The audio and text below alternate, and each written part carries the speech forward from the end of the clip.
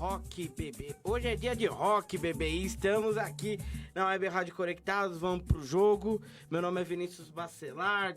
Sábado, dia 5 de outubro de 2019, 10 horas e 2 minutos. Hoje calor no Ipiranga, 24 graus. E começamos então mais um Vamos pro Jogo em retransmissão com Rádio Princesa, Web Rádio Nova, Web Rádio Positiva, Transbrejinho, Mix Music, pessoal aí ligado nos 4 cantos do Brasil no Vamos pro Jogo. E hoje nós temos convidado especial, mas antes de apresentar o convidado e falar do tema do programa, vamos dar bom dia, né, aos integrantes fixos da mesa. Muito bom dia, Caroline Teberga, tudo bem com você?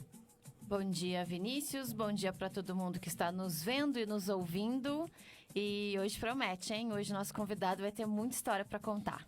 Com certeza, muita história. E estamos aqui também com o Samuel Nascimento / LeBron James. Tudo bem, LeBron James? Você tá bem? Eu quero que você cumprimente a gente em inglês, então. Tudo ótimo, não tem essa de inglês não. Não tem essa de inglês não? É um LeBron James paraguaio, safado, então, é isso. É isso que você tá me dizendo, né? Tipo, good morning.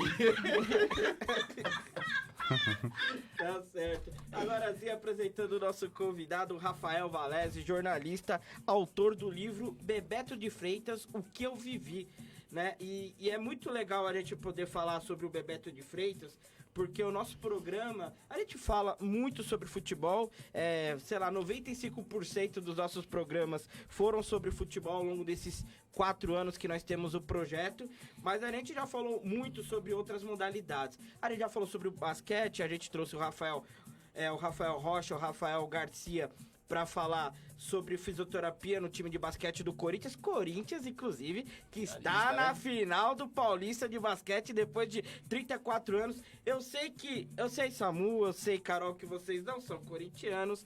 Aquele homem maravilhoso. E você viu como ele comemorou a vaga pra final? Cantando Thiaguinho, dançando no vestiário. Que homem, né? Conhece. Bom, mas enfim, agora sim, dando boas-vindas ao Rafael Valese. Rafael, muito obrigado por você ter aceitado o nosso convite, por você estar aqui no sábado cedo. E vamos falar muito aí, então, sobre as modalidades que o Bebeto de Freitas aí ajudou, né, a difundir pelo Brasil. Mais uma vez, seja bem-vindo e bom dia. Fala, Vinícius, bom dia aqui meus companheiros, bom dia quem está nos ouvindo. Em primeiro lugar, agradeço o convite de vocês. Para mim é uma honra, um orgulho estar aqui para falar do livro, para falar de da construção dessa obra. Para mim é um prazer enorme estar aqui para falar sobre esse assunto. Certo, Rafael. Bom, a gente vai falar mais sobre a carreira do Rafael ao decorrer do programa, mas já vamos começar direto ao ponto, né? Sobre esse livro. Inclusive, eu li a sinopse e até falei pra você, né, Rafael, por WhatsApp, que eu achei fantástica a história, né? Só pela sinopse ali eu já tô ansioso pra que esse livro seja lançado. Ele vai ser lançado em São Paulo quando? Ainda não tem data, né? Ainda tá sendo fechado, enfim, estamos estudando um dia, um local. No Rio de Janeiro já foi lançado, né? O lançamento foi dia 23, agora de setembro. Legal. Foi na Livraria da Travessa, ali em Ipanema. Foi um evento super legal. Bernardinho esteve presente. Bernardinho que foi atleta do Bebeto de Freitas na Seleção Brasileira. O Fernandão, que fez parte daquela geração de prata, que ganhou a medalha de prata na Olimpíada de Los Angeles, 84. Parentes do Bebeto, ex-companheiros da época de Botafogo, quando ele era jogador. Enfim, a turma lá, os amigos, família, ex-jogadores, os jogadores atuais também estiveram presentes. Então foi um evento muito bacana que a gente quer repetir agora aqui em São Paulo. E com certeza estaremos lá, porque esse livro é imperdível e como eu estava dizendo, né, o Vamos pro Jogo, ele tem essa característica durante esses 4 anos de misturar, de falar sobre vários esportes. E poucas pessoas transitaram em modalidades diferentes tão bem como Bebeto de Freitas, né? Como você já disse, ele foi técnico da seleção da geração de prata de 84 em Los Angeles, né, nas Olimpíadas, aquela geração que que foi responsável por, vamos dizer, parir o voleibol no Brasil, né? Deu Difundir. pontapé, né? Deu pontapé no voleibol no Brasil. Voleibol que hoje é uma potência aqui no país. Nós temos uma das superligas mais competitivas do mundo. Vários atletas, inclusive internacionais, vêm jogar a nossa superliga aqui. E isso tudo a gente deve àquela geração de prata de 84 e ao Bebeto de Freitas. Ele que já foi técnico da seleção italiana de vôlei, eliminando o Brasil numa semifinal de mundial, e aliás, é uma cena que eu não esqueço. Eu era criança ainda na década de 90, mas eu tava assistindo aquela final, aquela semifinal, perdão, e quando a Itália vence o Brasil, derrota o Brasil, elimina o Brasil naquela semifinal, o Bebeto de Freitas faz uma cara de choro, de tipo, estou eliminando o meu país, sabe? Foi de cortar o coração a cara do Bebeto de Freitas. Ele mal conseguiu comemorar ali que tinha passado pra final, e depois ele foi campeão mundial com a seleção italiana. Então é um cara muito respeitado na Itália também. Foi diretor, né, do Atlético Mineiro, foi presidente do Botafogo. Enfim, é um cara que realmente faz muita falta, né? Morreu de uma forma inesperada, morreu trabalhando, inclusive, trabalhando no meio do esporte, como diretor do Atlético Mineiro, mas poucos caras transitaram tão bem por diferentes modalidades como o Bebeto de Freitas. E eu queria saber como que surgiu a ideia do livro e como que você chegou até o Bebeto de Freitas e fez a entrevista aí de várias horas com ele. Rafael, por favor. Vamos lá, uma história um pouquinho longa, mas vou tentar resumir. Na verdade, eu fui convidado para escrever o livro, né, por uma pessoa que trabalhava com o Bebeto na época, que chama Georgiana. A Georgiana era uma espécie de assessora profissional do Bebeto de Freitas, não uma assessora de imprensa, mas uma assessora aqui de diversos assuntos, né? Eu conheci a Georgiana quando eu trabalhei 3 meses no Grupo Abril, ali fazendo conteúdo para Veja, para Veja.com, né, que é o site da revista, numa reportagem que eu fiz, né, para o veículo. E semanas depois dessa reportagem, ela me fez esse convite, né, para fazer o livro do Bebeto de Freitas. Eu sempre foi um sonho para mim, né, escrever um livro. E eu pedi só um dia para ela, para me organizar, para acertar os ponteiros. E no dia seguinte falei, não, tô dentro, vamos fazer. E logo em seguida já me colocou em contato com o Bebeto de Freitas e a gente começou as conversas. Isso foi em setembro de 2017, ou seja, 2 anos atrás, né? Aí começamos as conversas, inclusive na primeira vez que nós conversamos por telefone, né? Porque eu sou aqui de São Paulo e o Bebeto de Freitas, na época, trabalhava em Belo Horizonte. E como secretário de esportes, inclusive, da cidade, ele não estava totalmente convencido de que a história dele merecia um livro, né? Meu Deus, Imagina se, né? Imagina se não merecesse, né? E aí nas conversas eu falei, não, Bebeto, imagina, que é isso, né? Ser um cara campeão mundial pela Itália, mentor dessa geração de prata que todo mundo é inesquecível para todo mundo e tal. Enfim, até hoje eu acho que minha opinião não fez muita diferença, né? Porque eu tinha acabado de conhecer ele ali. Mas no final das contas ele acabou se convencendo, né? De que a história dele, enfim, valia um livro. E então a gente começou a partir dali a dar os passos seguintes, né? E aí em novembro de 2017, nós nos encontramos pela primeira vez para fazer a primeira parte das entrevistas. Eu fui lá para Belo Horizonte encontrá-lo. Passamos um final de semana juntos praticamente. E em dezembro a gente repetiu a mesma coisa, só que no Rio de Janeiro, né? Que é a cidade dele, enfim. Ele não morava lá no Rio de Janeiro na época, mas é a cidade onde ele nasceu, enfim, Tinha laços ainda lá, né? Exato. E nessas 2 conversas, que obviamente foram devidamente tudo gravado em áudio, tudo registrado, obviamente, deu mais ou menos umas 20 horas de entrevista que viraram a base pro livro, né? E ali em janeiro eu passei um mês ali decupando. O pessoal que é da área de jornalismo sabe como é um Sim. trabalhão ali, né? Decupar uma entrevista ainda mais 20 horas de áudio. Meu né? Deus. E aí em fevereiro do ano passado que eu comecei de fato a escrever o livro, né? Isso também intercalando com pesquisa, né? Fiz muita pesquisa também sobre a história dele, principalmente de informações sobre partidas, placares, algumas histórias também, né?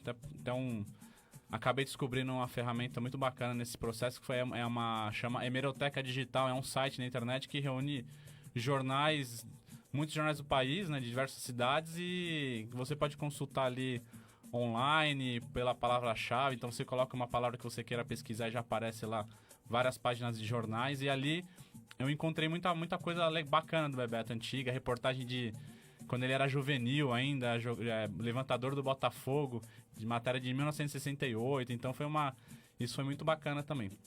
Então em fevereiro eu comecei a escrever o livro e infelizmente, como todo mundo já sabe, no dia 13 de março do ano passado ele veio a falecer quando trabalhando pelo Atlético Mineiro, né? Ele tinha acabado de participar de uma entrevista coletiva para divulgar a equipe de futebol americano deles. Mais uma modalidade que ele estava ali inserido, né? Exatamente. E até o falecimento dele, ainda só estava escrito um prólogo do livro, que é uma espécie de capítulo 0 que eu falo para as pessoas, né?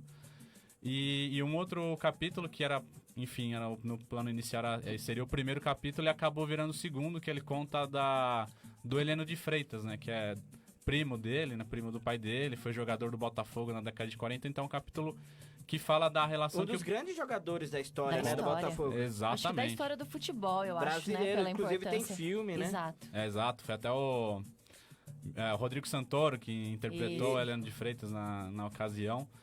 Então, assim, foram as duas únicas partes do livro que o Bebeto leu. Era um trabalho que ele acompanhou de perto, né? É bom ressaltar isso. Ele leu esses trechos, essas partes do livro. Enfim, era um trabalho que fazíamos a 4 mãos, né? E aí, no falecimento dele, até apareceu não um dilema pra gente, mas uma dúvida, né? Que foi assim, o livro ele é escrito em primeira pessoa, né? Eu escrevo, obviamente, não dessa forma que eu vou falar agora, mas eu escrevi como se fosse o Bebeto, né? E até surgiu essa dúvida pra gente. A gente continua fazendo o livro dessa forma, pelo fato dele não estar aqui, ou vamos mudar, vamos continuar, vamos mudar, e resolvemos manter, né? Isso em conversa com a Georgiana, nessa pessoa que fez o meu contato com o Bebeto. Depois disso também o filho do Bebeto, o Ricardo, também a gente pode falar daqui a pouquinho, também é treinador de vôlei de praia, medalhista olímpico, campeão mundial, que nem o pai, também acabou entrando no projeto e em conversas decidimos manter o formato. Então o livro é em primeira pessoa, né? É o Bebeto falando da vida dele. E o livro agora foi terminado recentemente e agora a gente está nesse processo de divulgação. Teve esse lançamento lá no Rio de Janeiro, agora em breve em São Paulo. Há uma possibilidade de ser feito um lançamento também em Belo Horizonte, até porque o Bebeto tem muitos laços lá com o Atlético Mineiro, era um grande amigo do Alexandre Calil, que foi o presidente do Atlético Mineiro e hoje é o prefeito da cidade. Então, talvez exista essa possibilidade de fazer um lançamento em Belo Horizonte também. Com o falecimento dele, em algum momento você pensou em não dar continuidade no livro? Não, em nenhum momento eu e as pessoas envolvidas, a Georgiana, o filho do Bebeto, em nenhum momento a gente considerou essa possibilidade, porque o Bebeto deixou em vida essa vontade dele, né? Então, se a gente desistisse do projeto, a gente estaria indo contra a própria vontade dele. Então, em nenhum momento a gente cogitou, né, não publicar o livro. E muito pelo contrário, a gente entendeu que também o livro serviu como uma homenagem póstuma a ele, né? O livro, desde o princípio, foi não somente... A ideia do livro era, obviamente, contar a história do Bebeto, que é uma história rica, né? Muitas coisas para falar da vida dele. Foi sobrinho do João Saldanha, que foi treinador da seleção brasileira ali na véspera da Copa de 70, que o Brasil foi tricampeão mundial. Foi primo do Heleno de Freitas, um grande craque do Botafogo da década de 40. Enfim, treinador da geração de prata, campeão mundial pela Itália, presidente do Botafogo, diretor do Atlético Mineiro. Então ele tem uma história muito rica, né? Até você está falando, Vinícius, que ele transitou por vários esportes, várias áreas. Foi jogador, foi treinador, foi dirigente também. Então a gente pega aí muito pouca gente, poucos personagens do esporte brasileiro teve essa transição, essa versatilidade que o Bebeto teve, né? Então, além de contar tudo isso no livro, o Bebeto tinha uma preocupação, na verdade, a principal preocupação dele era deixar um legado, que era uma análise que ele faz sobre o esporte brasileiro. Ele tinha essa preocupação, todo mundo lembra do Bebeto também, ele foi um cara muito combativo, né, no esporte brasileiro, comprava briga com autoridades, porque no entendimento dele, o esporte brasileiro não era desenvolvido da forma correta, né? Todo mundo sabe, a gente acabou de receber uma Olimpíada no Rio de Janeiro e vemos o legado que está sendo muito deficiente, né? E é uma coisa que o Bebeto já vinha falando desde antes da Olimpíada. E ele era um cara muito preocupado também com o que vem antes do esporte, que é a prática da atividade física, né? Então ele faz uma análise ali dessa deficiência do Brasil, da prática de atividade física, da importância que isso tem para o esporte, porque não existe o esporte sem a prática da atividade física. Então, esse, na verdade, pro Bebeto de Freitas era o principal do livro, que as pessoas lessem o livro e não ficasse só lendo a história dele, fechasse o livro e não refletisse. Muito pelo contrário, ele queria que as pessoas lessem e fizessem uma reflexão sobre o momento que o Brasil vive no esporte e como a gente pode melhorar isso. Certo, antes da Carol e o Samu fazerem outras perguntas, só ler alguns comentários aqui no Facebook. A Mari Munhoz entrou dando bom dia pro pessoal. O Marcos Constantino falou, bom dia, Vini, a todos. Hoje é dia de assistir a estreia do Carrossel Tricolor.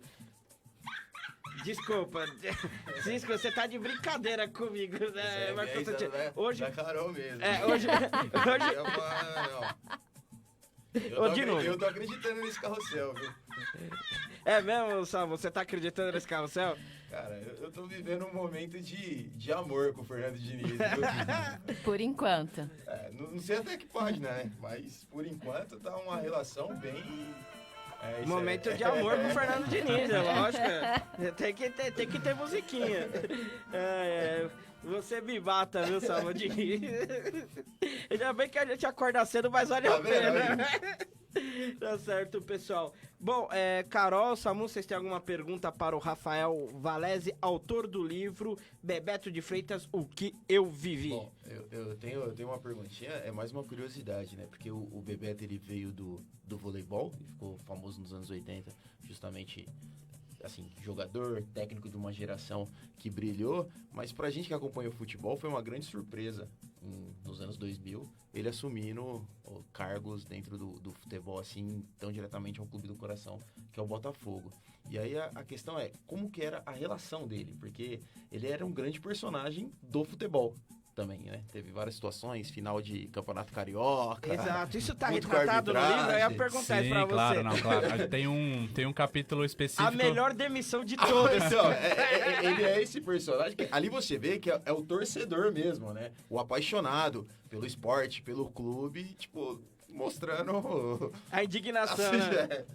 Não, exato. Tem um capítulo só dessa passagem do Bebeto como presidente do Botafogo, mas antes disso, logo no começo do livro também tem... o Bebeto fala, ele dá... Dos 8 anos dele, dos 7 para 8 anos, até 1977, que ele vai para os Estados Unidos para ser jogador e treinador de uma equipe lá de uma liga americana, um pouquinho logo antes dele assumir a seleção brasileira, ele falou que ele foi pro Maracanã semana sim, outra também, para assistir os jogos do Botafogo. Inclusive, teve uma época que ele ia pro Maracanã acompanhando o tio dele, João Saldanha, que além de treinador da seleção brasileira, também foi comentarista de rádios. Um dos grandes jornalistas esportivos da história do Brasil. Exatamente, com certeza. Então o Bebeto fala que ele teve essa relação de amor com o Maracanã e com o futebol, com essa atmosfera futebolística do Rio de Janeiro. Ele falou, tem até uma parte engraçada, ele falou, eu duvido que entre 1957 e 77, alguma outra pessoa tenha ido mais ao Maracanã do que eu. Ele fala isso no livro, é muito bacana. Ele até conta que aos 8 anos de idade, ele foi sozinho pro Maracanã, pegou um ônibus na frente da casa dele e foi assistir um jogo. Imagina, uma coisa impensável hoje em dia. Hoje? Né? Uma coisa impensável. Então o Bebeto, ele tinha uma relação muito próxima com o futebol e com o Botafogo. Também tem uma outra história que tá no livro, que isso, o Bebeto, treinador da seleção italiana, ele é campeão da Liga Mundial em 97 na Rússia, em Moscou, e eu não vou lembrar agora quantos dias, acho que eram 3 dias depois da final, o Botafogo fez aquela final do Campeonato Carioca, se não me engano, com o Vasco, que teve aquela reboladinha do Edmundo pra cima do Gonçalves. Acho que foi semifinal do Brasileiro, não foi? Eu acho que o final do Campeonato Carioca. Ah, foi final do Campeonato 97. Carioca? Isso. Pode até confirmar. Mas depois ele te confirma. Então ele sai ele é campeão com a Itália em Moscou ele nem seguiu com o time lá. Ele pegou um outro avião e Nem veio pro comemorou, Brasil. vou pro Brasil. Ele veio pro Brasil e chegou na véspera dessa final, né? E aí o Botafogo... Ele foi pro jogo, obviamente. E aí o Botafogo foi campeão 1-0, se não me engano, foi gol do Dimba, né?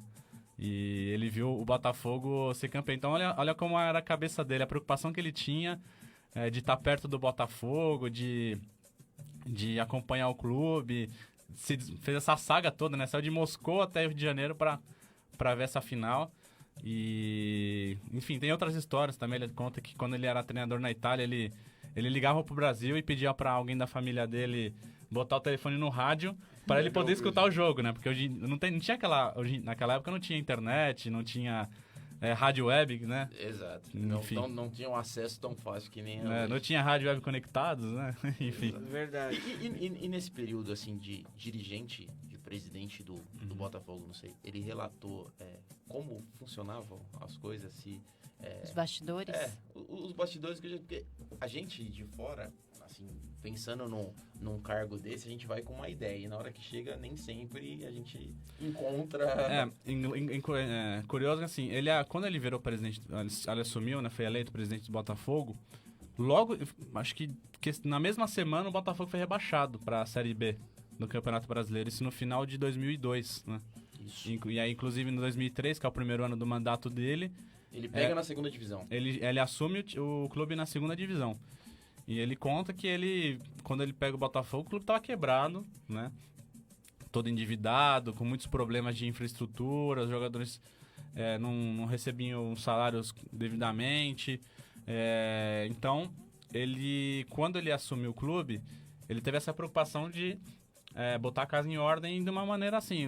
Óbvio que faltava recurso, essa questão das dívidas. Então, ele teve a preocupação de arrumar algumas coisas.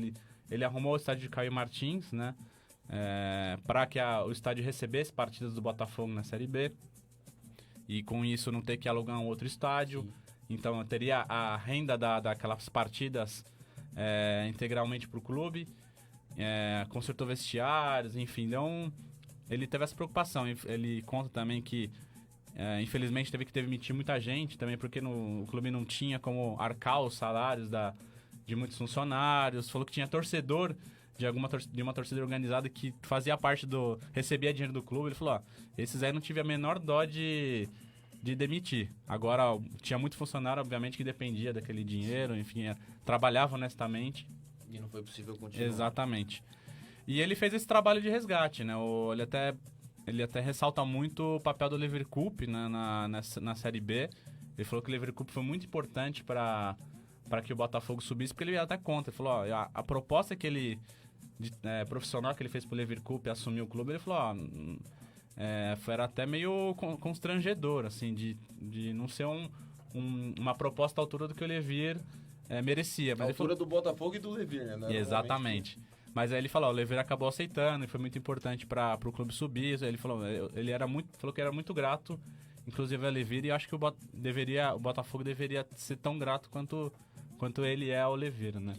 Então o Bebeto fez esse trabalho de resgate. Até uma coisa curiosa também, que durante a gestão dele, o Botafogo ganhou, acho que uma Taça do Guanabara, não vou lembrar, mas o título principal foi o Campeonato Carioca, se não me engano, em 2007, né?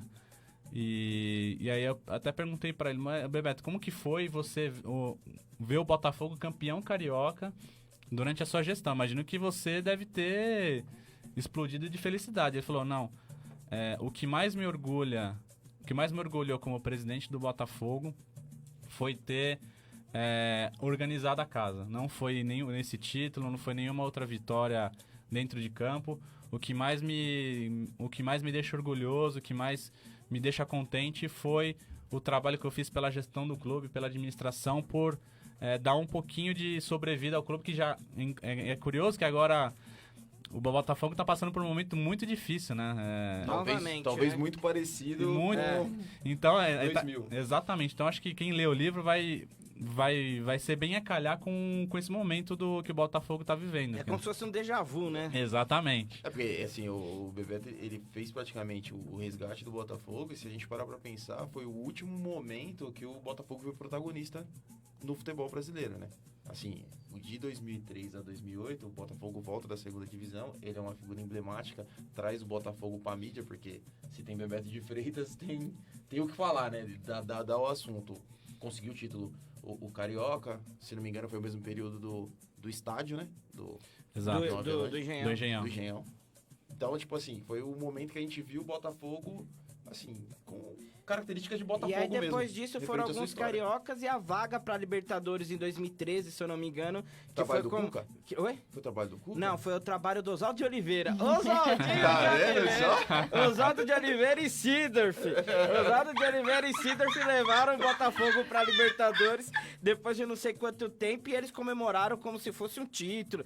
Tem até uma cena muito legal do Oswaldo e do Sidorf se abraçando, emocionados, porque o Botafogo fazia muito tempo que não ia pra Libertadores. E mais uma vez, uma figura muito grande que é o Sidorf, né? Sim, e aí um pouquinho antes também teve o Louco Abreu também, que deu uma animada ali no time, no clube também, trouxe essa mídia que você disse, né, Samu? Então, o Botafogo, infelizmente, nesses últimos anos aí, tem vivido de brilharecos, né? Hoje mesmo, o que você vê do Botafogo? É protesto, o pessoal pedindo a saída do Barroca, né, do técnico, é complicado. O botafoguense, o Botafogo, merece muito mais do que isso, né? Com certeza o Bebeto de Freitas não está nem um pouco contente com o que está acontecendo com o Botafogo hoje em dia. Você gostaria de falar alguma coisa? Eu queria assim, só rapidinho. O Bebeto, ele fala no livro também que o resgate do Botafogo, o Botafogo só vai crescer, e isso passa muito pelo estádio, pelo Engenhão. Porque ele até fala, isso é uma coisa de gestão esportiva, marketing, que o estádio de um clube ele é um grande captador de renda, né?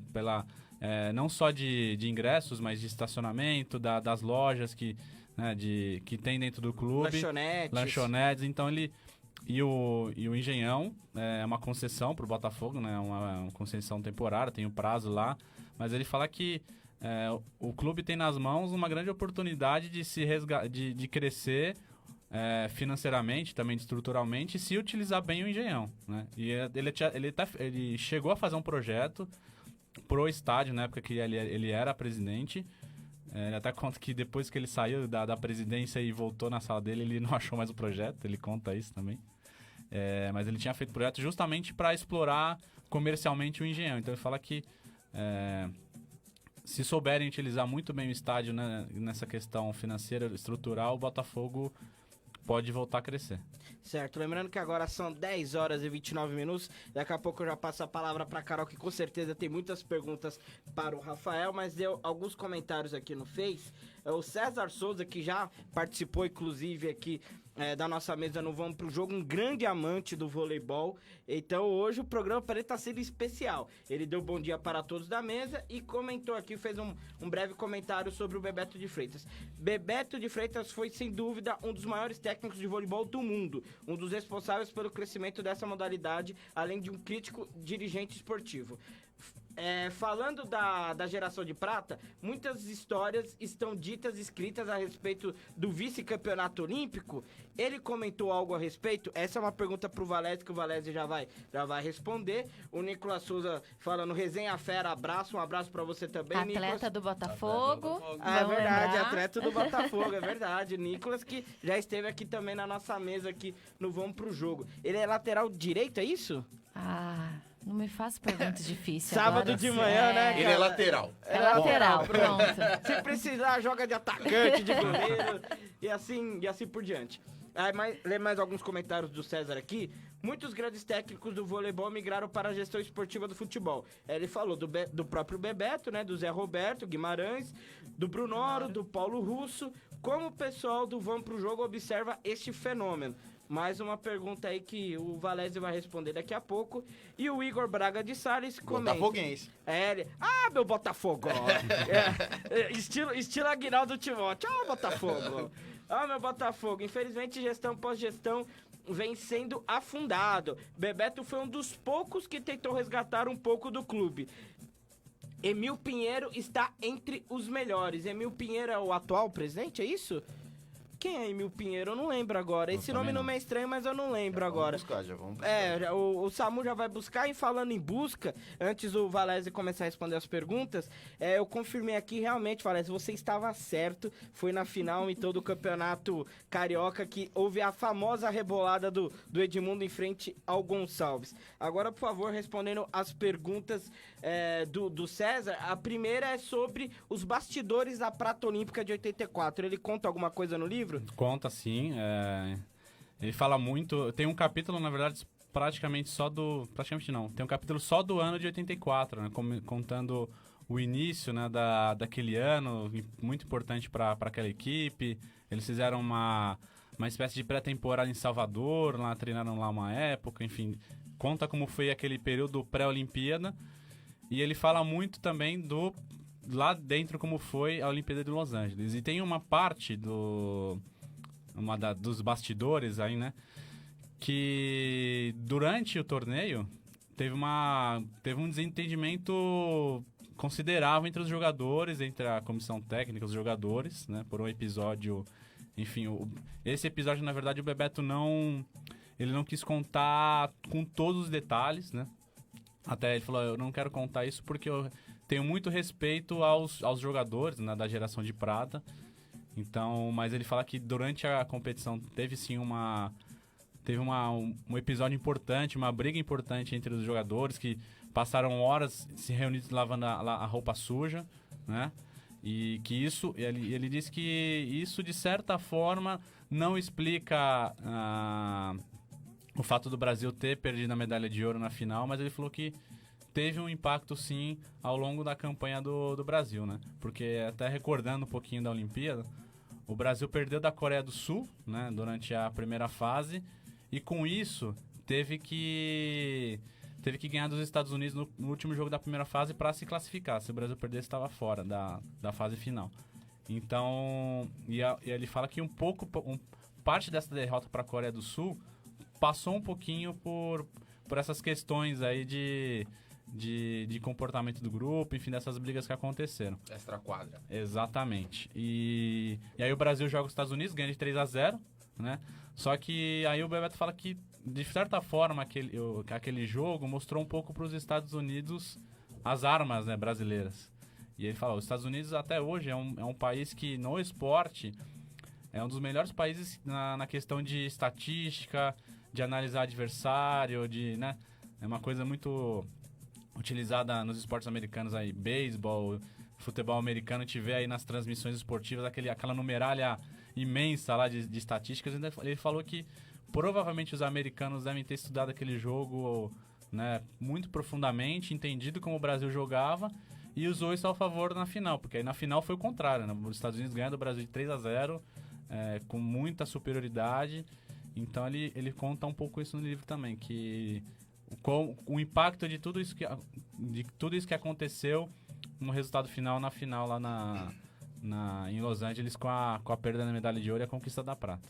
Certo, bom, respondendo agora a outra pergunta do César, né, e acho que todos nós podemos dar a nossa opinião, até começando pelo Valese, lembrando também que o Valese comentou, né, os Jogos Pan-Americanos na Record, já cobriu Olimpíadas, então você também transita por várias modalidades, né, Valese?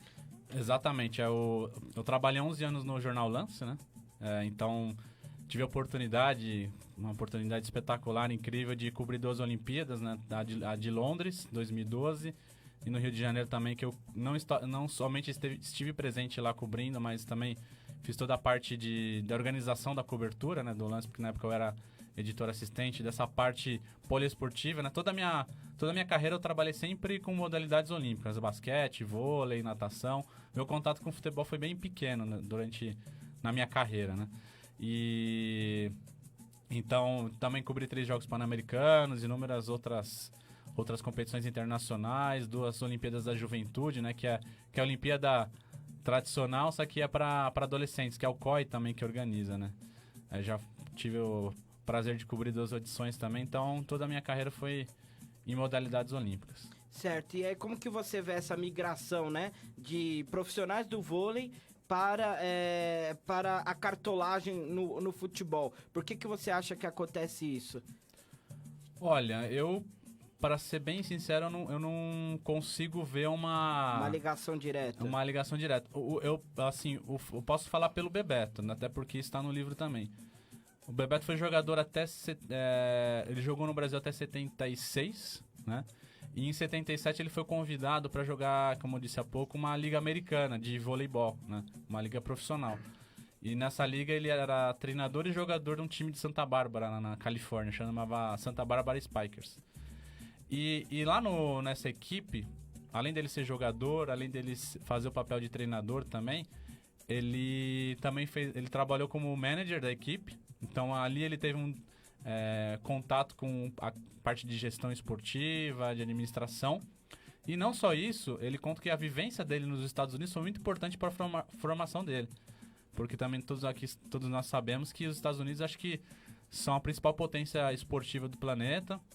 E acho que eles mais do que ninguém sabem como promover o esporte. Tem as ligas aí mais importantes do mundo, NBA, NFL, ligas milionárias, ligas muito bem organizadas. Então ele falou que, inclusive, ele chegou a ver partidas da NBA quando ele morou lá em Santa Bárbara, que ficava mais ou menos próximo ao ginásio do Los Angeles Lakers, né? Então ele falou que assistiu algumas partidas do Lakers, inclusive no ano que ele esteve lá, um dos anos o Lakers foi campeão com o Magic Johnson, enfim. E ele falou que tanto o trabalho dele na equipe quanto a vivência dele foi muito importante para a formação dele como gestor esportivo, né? Ele estudou lá também, inclusive, gestão.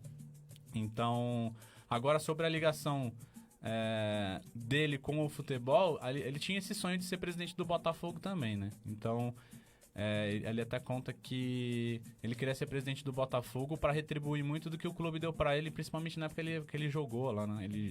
Ele foi jogador das categorias de base, depois foi para a equipe adulta, ganhou quase 10 títulos cariocas pela equipe, foi campeão brasileiro, enfim. Então ele tinha muito essa dívida de gratidão com o Botafogo. Então isso que fez ele ter esse objetivo de ser presidente. Agora, o fato de ele o Brunoro, enfim, outros, o José Roberto Guimarães, fazendo essa migração pro futebol, talvez o que possa explicar seja uma carência de dirigentes no futebol em si.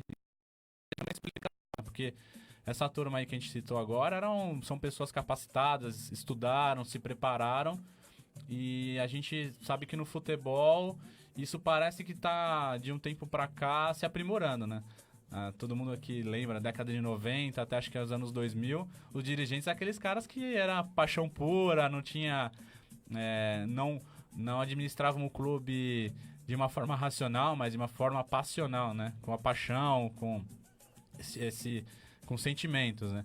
E a gente tá observando de um tempo pra cá, por exemplo, o Rodrigo Caetano, que passou pelo Flamengo, agora tá no Inter, já é um cara renomado aí dirigentes profissionais, né? Exato. Que inclusive são capazes até de trabalhar em vários clubes diferentes por não ter tanto essa paixão exacerbada, como você disse. Exato, Alexandre Matos agora no Palmeiras, enfim. Sim. Talvez seja uma das explicações, talvez tinha na época uma carência de profissionais e que esses profissionais tinham essa preparação e poderiam fazer muito bem essa questão, essa parte da direção. E que são pessoas de sucesso que vêm de um esporte que você for ver menor do que o futebol. Então acho que vem até com uma visão melhor de como atuar dentro, que se você for ver o futebol é rico perto do voleibol. E qual que é a sua visão sobre isso, Carol, por favor? Não, eu acho que é isso mesmo, e acho que tem também a questão financeira. Quem tá no meio do futebol desde o começo, quem vem da base, quem joga, hoje está mudando, mas a maioria dos nossos atletas que depois vão se tornar técnicos e dirigentes vem de dificuldades financeiras. O futebol também não permite, que hoje você tem muitos meninos que não terminam a escola, não fazem um colegial por conta dos compromissos já com o futebol. Então eu acho que já no vôlei é diferente. É difícil você encontrar uma pessoa que esteja praticando, envolvida, um atleta de vôlei que passe pelas mesmas dificuldades que um menino que joga futebol, uma menina que joga futebol tem. Eu acho que vou falar aqui que talvez possa até gerar uma polêmica, mas o Gostamos. vôlei, por exemplo, eu acho que é um esporte mais elitizado do que o futebol. O futebol, você tem um campinho em toda esquina. O vôlei, não. Para você jogar vôlei, dificilmente... Tudo bem, você hoje em dia se improvisa, amarra de um poste no outro, faz lá uma rede. Mas, enfim, eu acho que o futebol é mais popular e chega mais nas comunidades do que o vôlei. Então, eu acho que do vôlei vem isso. Você já tem a condição de se preparar, de se estudar, de se interessar. Futebol tá mudando? Tá mudando. Você vê muitos atletas hoje, atletas mesmo de alto nível, fazendo faculdade. Hoje a gente tem a facilidade de ter faculdades à distância. Mas eu acho que é muito por isso. Muito porque do vôlei você vem com uma estrutura melhor. Vocês estão me olhando com uma cara que parece que eu falei muito besteira. Não, pelo amor Tá de prestando Deus. atenção. Eu tô concordando, eu tô balançando a Eu cabeça aqui, concordo concordando também, com eu concordo você. também. Na verdade, eu acho que quem pratica o vôlei, ele já tá mais estruturado, isso é uma realidade. Normalmente já tá dentro de um clube, já faz parte de um cenário diferente de quem pratica o futebol. Na verdade, muitas vezes do futebol, o cara abandona tudo, coloca todas as suas fichas no futebol e, infelizmente, muitos não conseguem. Sim, mas completando, Carol, você gostaria de completar mais alguma coisa? Não, eu acho que é isso. E eu acho importante. Eu acho que a gente sempre, eu e Samu, a gente sempre fala isso. Se o cara é bom, não importa se ele é do tênis, se ele é do vôlei. Eu acho que se ele vem para contribuir, eu acho que tá valendo. Certo. Bom, eu queria dar o meu pitaco também em relação a esse assunto. Até o Rafael falou, né, sobre como os Estados Unidos utilizam as numeralhas, né, em todos os seus esportes e todas as suas modalidades. E eu acho que aqui no Brasil, para quem acompanha esporte aí, pelo menos como a gente aí desde a década de 90 pra cá, essas numeralhas, acho que a gente ouviu pela primeira vez muito no voleibol, né? O futebol não usava tanto essas numeralhas como usa hoje, inclusive a Carol falou sobre isso semana passada, né, Carol, sobre scout no futebol e tudo mais, e não era comum a gente ouvir isso no futebol, né? No vôlei, agora no vôlei não, no vôlei já mais tempos técnicos, as comissões técnicas já analisam os números, já tem uma comissão técnica especializada Já ali. tem o VAR há mais tempo que o futebol. Exatamente, já tem o VAR há mais tempo, enfim. Então, eu acho que essa migração dos técnicos de vôlei para a gestão de times de futebol passa muito por isso também. Porque desde cedo, há mais tempo, eles vêm se preparando para lidar com números, com estatísticas e tal, coisa que no futebol a gente não via há muito tempo. O futebol, na década de 90, no começo dos anos 2000, era muito baseado pela paixão, como o Rafael bem pontuou aqui, e eu acho que o futebol, ou melhor dizendo, os profissionais do voleibol enxergaram esse vácuo no futebol, que o Rafael também pontuou, e aí trouxeram a sua experiência com números, com estatísticas, com estudos para o futebol, e acho que por isso que acabou havendo essa migração. Inclusive o Brunoro, por exemplo, na década de 90 foi um pioneiro quando trouxe a Parmalat, né? Quando intermediou a parceria Parmalat-Palmeiras e tal. E não por acaso o Palmeiras naquele ano deitou e rolou. Bicampeão brasileiro, ataque dos 100 gols no Paulista. Na Libertadores acabou não indo muito longe, mas enfim, fez bons jogos também. Meteu 6-0 no Boca, no Palestra Itália. E enfim, então acho que tem um pouco disso também. A expertise com números e com gestão mesmo acabou facilitando essa migração. Vinícius, eu queria fazer só uma observação. Claro. Isso está no livro também. No vôlei, acho que é importante também contar que no início da década de 80, junto com o boom da seleção brasileira, do Bebeto assumir, teve a questão também da profissionalização do esporte no Brasil, principalmente no vôlei, e que passou muito pela rivalidade que tinha pela Atlântica Boa Vista e contra a Pirelli, que eram equipes que eram de empresas, né? Sim. Que foi um modelo que nasceu ali, né, no Brasil, e isso nasceu ali e se manteve, né? Tanto a gente vê hoje em dia no vôlei, na Superliga, por exemplo, equipes que são de empresas, não são clubes, né? São empresas que ela passa ali 5, 6 anos, vira e mexe a gente vê essas notícias, né? A equipe tal tá saindo da Superliga, o patrocinador tá Muda o nome, né? Exatamente, né? Muda de cidade. No Exatamente. futsal isso é muito frequente. As equipes levam... Então essa questão mais profissional do vôlei começou um pouquinho ali, até o Bebeto ressalta muito Sim. a questão, o Braguinha, né, que foi um dos maiores mecenas que o esporte brasileiro teve, apoiou o Gustavo Kirten, o Ayrton Senna, o Emerson Fittipaldi, e o Braguinha foi responsável pela criação da Atlântica Boa Vista, o Bebeto foi treinador da equipe também, então acho que passa um pouquinho por isso também. Ou seja, o vôlei, apesar de ser menor em relação à popularidade, como o Samu disse, há muito tempo é profissional. Se estruturou né? mais rápido. Se estruturou mais rápido. O futebol, que é uma paixão nacional desde sei lá quando, até hoje ainda tem áreas de amadorismo, Mas né? o problema aí talvez seja a paixão, como foi relatado. Pode ser também. Exato. E só para não esquecer, Emil Claro. Pinheiro foi presidente do Botafogo de 91 e 92. 91 e Só pra não esquecer a 92? pesquisa Ah, aqui. boa, bacana. Mas ele teve alguma participação no Botafogo recentemente ou não? Ele já faleceu em 2001. Ah, faleceu em 2001. Faleceu em Então 2001. eu confundi os nomes mesmo. Então, beleza. O Tony de Cala tá mandando um abraço aqui pra gente, falando que foi aluno do Brunoro e que o vôlei foi o divisor de águas na gestão esportiva do Brasil, sem dúvidas, que é o que a gente acabou de falar. E o Thiago Silvestrelli está em Porto Alegre, onde vai acompanhar Grêmio e Corinthians hoje à noite, a partir das 21 horas. E aí ele colocou uma questão sobre a Tiffany, que eu acho que foge um pouco do programa, mas aí eu vou perguntar pro Valese se o Bebeto tinha alguma opinião sobre a Tiffany, né? Eu não sei se a Tiffany estourou antes ou depois da morte dele, eu tô em dúvida, confesso, mas ele chegou a comentar alguma coisa, ele tinha conhecimento da Tiffany, que, pra quem não sabe, nasceu homem, se transformou numa mulher e hoje joga no vôlei feminino?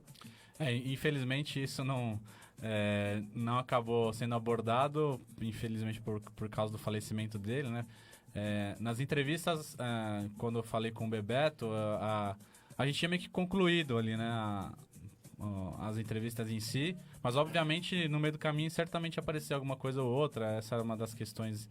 Na época o assunto Tiffany já estava sendo debatido, já estava, né, essa discussão se a Tiffany pode ou não jogar a Superliga feminina, enfim. Então eu não consegui abordar isso com o Bebeto na época. Então não cheguei a saber o que ele pensava sobre o assunto. E realmente é um assunto bem polêmico, né? Eu particularmente ainda não tenho uma opinião formada. Eu acho que isso precisa ser mais estudado, né? Acho que não é uma coisa que se decide de uma hora para outra. Acho que isso exige muito estudo médico, estudo físico, fisiológico. Então acho que o esporte precisa ir mais a fundo nesse tema para tomar uma decisão. Certo. Carol, Samu, vocês gostariam de opinar rapidinho sobre assunto Tiffany? Por favor, Carol. Não, Então... eu tô com ele também, acho que é isso. Acho que a gente ainda precisa discutir e estudar para poder não prejudicar nenhum dos lados, né? Então, né, nesse ponto aí, pra mim são... Você é duas questões, radical. né? Não sou radical não. Pra mim é uma questão esportiva, que aí é contra a Tiffany, e a outra questão Da Inclusão. diversidade. humana, né? Humana, De né? inclusão. Assim, de Isso. inclusão, que aí é a favor da Tiffany. Então, assim, são dois pontos bem complicados. E aí vai o tempo, vai as discussões, vai os estudos para chegar numa conclusão. Mas eu vejo esse ponto. Em um lado ela é favorecida e no outro não. E isso hoje tem esse boom. Se você for pensar no esporte, ela não pode jogar. Essa é a minha opinião. Mas se você for pensar no mundo, ela tem o direito de jogar. E essa Boa. também é a minha opinião. Gostei. Aplausos pro Samu. Tá vendo só? Tá vendo? Pessoa consciente, que homem, né, gente? Ainda mais vestido de LeBron James, eu casaria com você hoje, Samu. Concordo com ele, Eu concordo. casaria, pra você, Samu.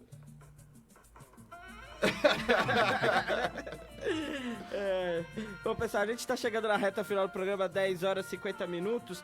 Queria fazer mais uma pergunta para o Rafael sobre Bebeto de Freitas, obviamente.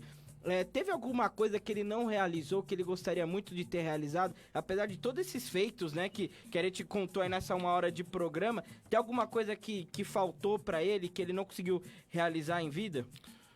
Olha, ele em nenhum momento ele falou dessa forma, assim, eu gostaria de ter feito isso ou feito aquilo, né?